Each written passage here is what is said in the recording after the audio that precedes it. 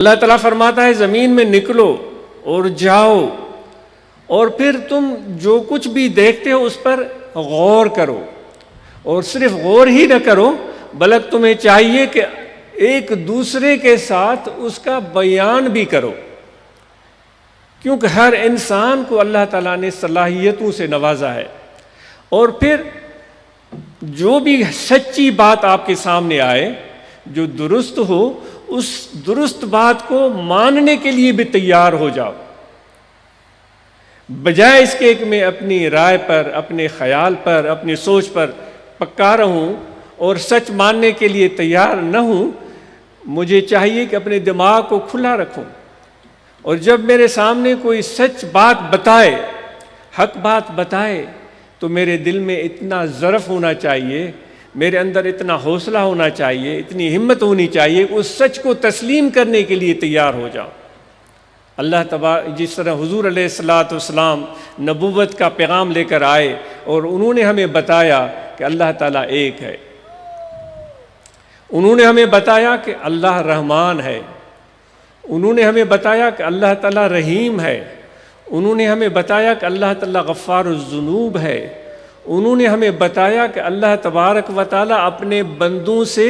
ماں سے بڑھ کر محبت کرتا ہے۔ حضور علیہ الصلاۃ والسلام نے ارشاد فرمایا کہ اللہ تبارک و تعالیٰ اپنے بندوں کی طرف ہر وقت متوجہ رہتا ہے۔ حضور علیہ الصلاۃ والسلام نے فرمایا کہ اللہ تعالیٰ چاہتا ہے کہ تم مجھ سے مانگو، ادعونی استجب لکم۔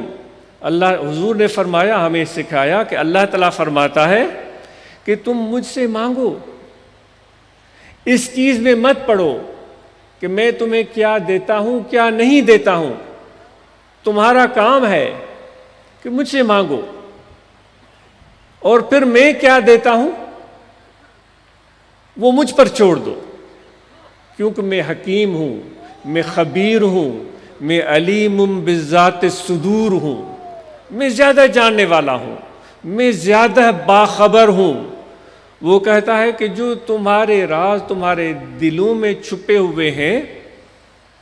ان رازوں سے بھی میں واقف ہوں، جو اس وقت تم کر رہے ہو وہ بھی مجھے پتا ہے، جو بعد میں تمہارے ساتھ ہو سکتا ہے اس کا بھی مجھے پتا ہے۔ تو تمہیں چاہیے کہ تم مجھ پر بھروسہ اور یقین کرو، اور جو میں فیصلہ صادر کروں اس فیصلے کو دل و جان سے قبول کرو، اور پھر میری ہدایت کی روشنی میں سفر کرو۔ میں نے آسمان بنائے ہیں تو ایسے ہی دیکھ کر سرسری سی نظر ڈال کر اس کو چھوڑ مت دو۔ میں نے زمین بنائی ہے، ایسے سرسری سی نظر ڈالی، ہوں ہاں کیا، واہ واہ کیا اور چلے گئے۔ اللہ تبارک و تعالیٰ فرماتا ہے کہ نہیں، یہ ادھورا کام ہوا۔ اللہ تبارک و تعالیٰ نے درخت پیدا کیے، جس طرح کہتے ہیں کہ علم نباتات، علم حیاتیات، علم فلکیات، علم کیمیا، یہ سارے علوم ہیں۔ جو راز میں نے درخت کے اندر چھپا کے رکھا ہے اس کو بھی تو سمجھنے کی کوشش کرو۔ ہمیں سینکڑوں درخت دیکھتے ہیں، وہ درخت کی کوئی پرواہ نہیں ہوتی، لیکن جب کڑاکے کی دھوپ ہمارے سر پر پڑتی ہے اور پسینہ ہمارے جسم سے پانی کی طرح بہنے لگتا ہے، پھر درخت یاد آتا ہے اور پھر اس کے سائے میں جا کر بیٹھتے ہیں۔ اللہ تعالیٰ فرماتا ہے کہ یہ تو تمہاری مجبوری ہوئی، اس کیفیت سے پہلے میرے ان رازوں کو سمجھنے کی کوشش کرو کہ میں تمہارے لیے اس زمین میں جو بھی راز چھپا کر رکھے ہیں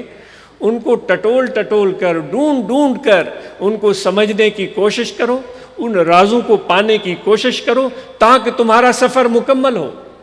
اگر تمہارے آنکھوں کے سامنے کوئی واقعہ ہوتا ہے، اس واقعے پر بھی تمہاری نظر ہو اور غور اور فکر اور توجہ